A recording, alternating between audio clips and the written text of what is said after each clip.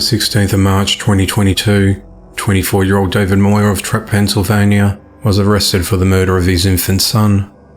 The events unfolded at around 11 a.m. on the 20th of February, when an unresponsive 6-week-old baby was brought to the Phoenixville hospital by his parents.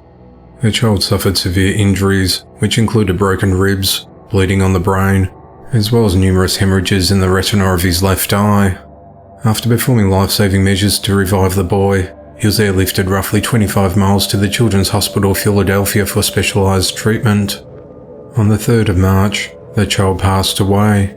An autopsy determined that the child suffered from multiple blunt impact injuries, and the infant's death was ruled a homicide. During the investigation, the authorities learnt that the child was in the care of David at their home, while the child's mother was downstairs preparing a bottle. David told investigators that he had very little sleep over the previous 2 nights, and the baby became fussy and vomited on him. Upset, he then slammed the child into a bed and held him forcibly down face first and left him there for 20 minutes. He said that when he returned, his son was unresponsive. David said he didn't realise the extent of his actions until much later, as it all happened too fast. Rather than contacting emergency services, the parents instead waited an additional 20 minutes for an Uber to arrive to take the baby to the hospital. David is charged with his son's murder. He's held at the Montgomery County Correctional Facility on a $1 million bond. A Florida couple have been arrested after allegedly smoking weed with their 4 children, who are all under the age of 12. In early March of 2022, the police were contacted by the Department of Children and Families to check out a residence located along the Wild Rose Lane in Chipley, after children had disclosed they smoked marijuana with their parents. When officers arrived at the property, they made contact with 30-year-old Christina Sullivan and her husband, 26-year-old Robert Sullivan. After investigating the matter, it was determined that the parents prepared the drugs for their kids to use on several occasions. The kids had been removed from their home and placed into the care of other relatives. Christina and Robert are held at the Washington County Jail and have been charged with 4 counts of child neglect. 41-year-old US Navy sailor Jason Jablonski and 35-year-old Heather Wtih are behind bars and face charges in connection to a man's death. The incident occurred at around 7:31 a.m. on the 11th of March 2022, when the authorities received a call regarding an incident at the Eastwick Village apartment complex, located along the 1200 block of Edenham Court in Virginia Beach, Virginia. When first responders arrived, they found 45-year-old Herbert Bryant dead. It was reported that Jason was on a crack bender and got into a fight with Herbert inside a residence. During the fight, he hit Herbert in the face with a dumbbell and then pushed it down on his neck until he stopped moving, while Heather watched on. Heather then helped Jason drag Herbert's body to a staircase outside. Jason fled to a hotel, while Heather tried cleaning up the scene.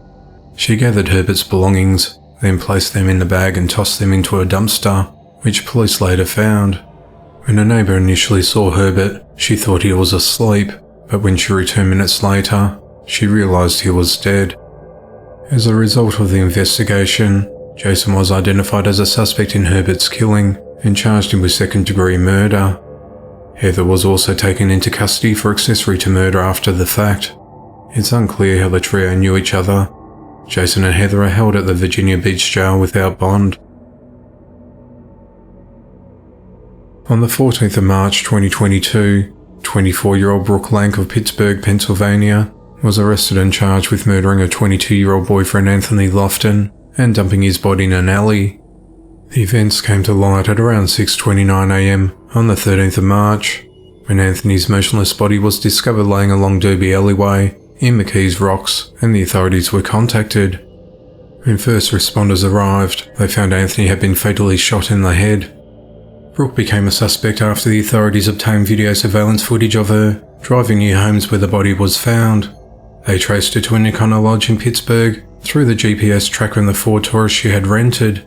Detectives then conducted surveillance of the motel, where a number of people were seen coming and going from a particular room. They noticed the man cleaning the interior of the rented car in the parking lot and stopped him to avoid destroying evidence, where blood stained the front and rear passenger seats of the vehicle. They eventually pulled over a car where Brooke was a passenger, and she was arrested. Brooke told police that she shot her boyfriend following an argument they had on their way to Keysport to make a drug deal. She said she drove the car while Anthony was on the passenger side.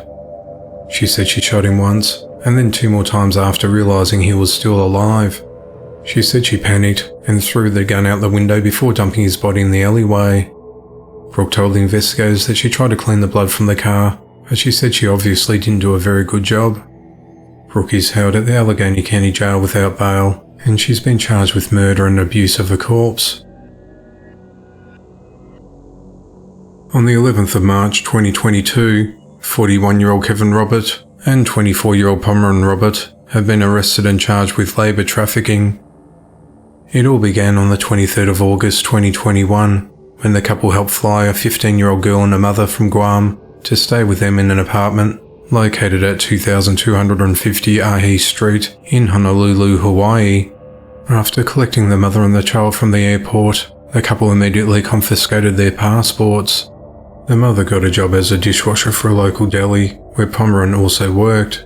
Pomeron would take the mother's entire pay and spend the money on things like rent, bingo, cigarettes and meth. They forced the girl to do household chores such as laundry, sweeping and mopping. She was enrolled at a local school, but wasn't allowed to leave the house unless it was for school. If she refused to comply, she'd be met with physical abuse. On the 15th of February 2022, the girl visited a friend from a school who lived nearby.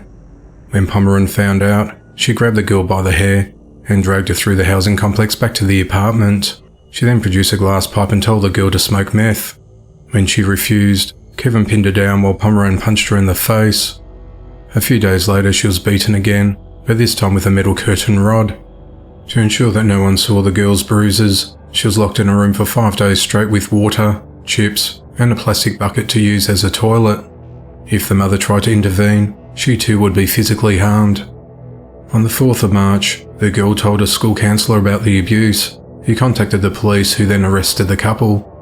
Kevin and Pomeron are charged with labour trafficking and are each held on a $250,000 bond. If convicted, they face the possibility of up to 20 years in prison. 33-year-old Gerald Oglesby has been arrested and charged with his 5-year-old son's murder.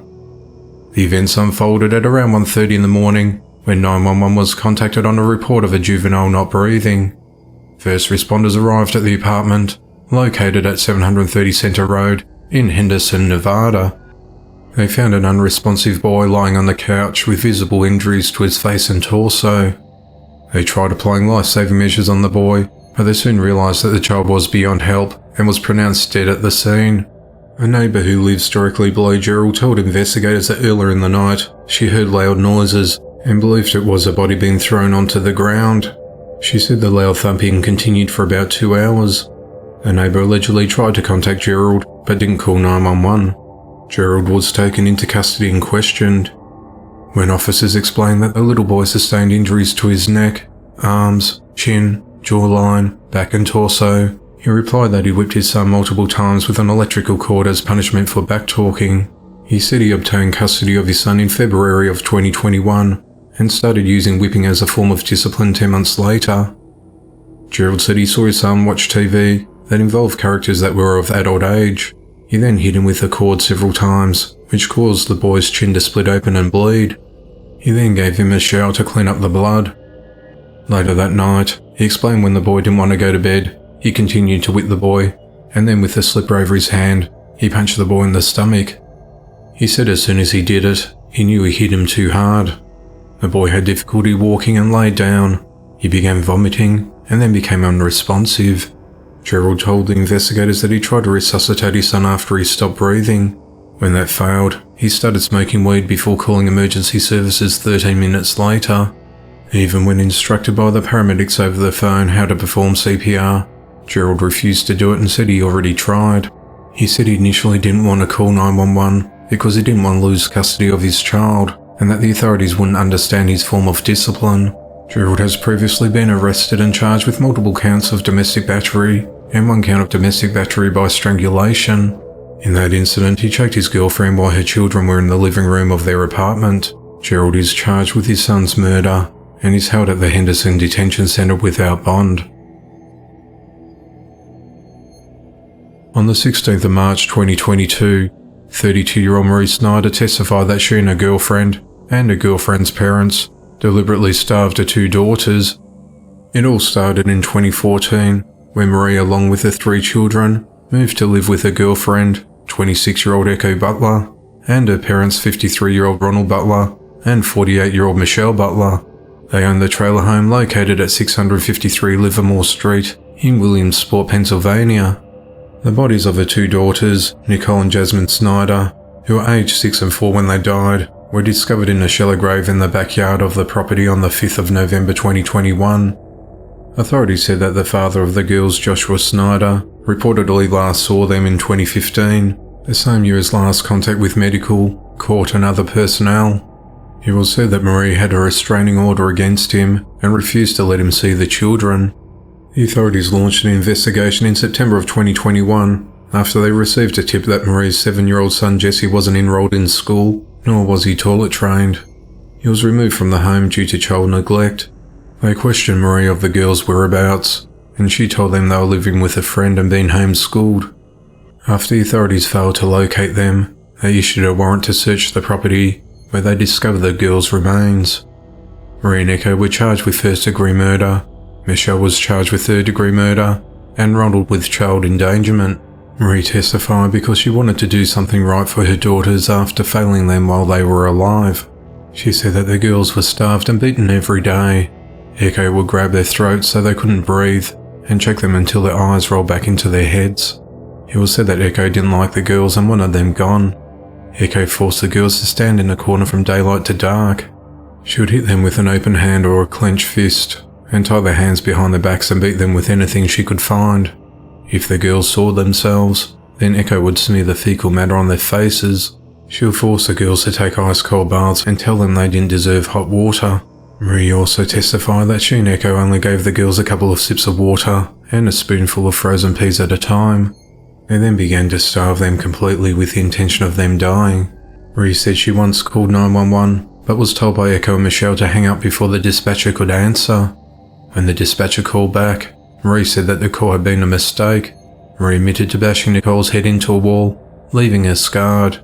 She broke down in tears when she described Nicole's death, saying that she didn't give the girl food or water for 2 weeks, and she died around the 10th of May 2016.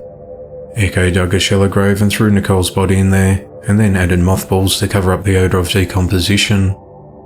Marie said that they then starved Jasmine, who died around the 11th of August 2017. At the time of her death, she only weighed 5 pounds and her bones were visible.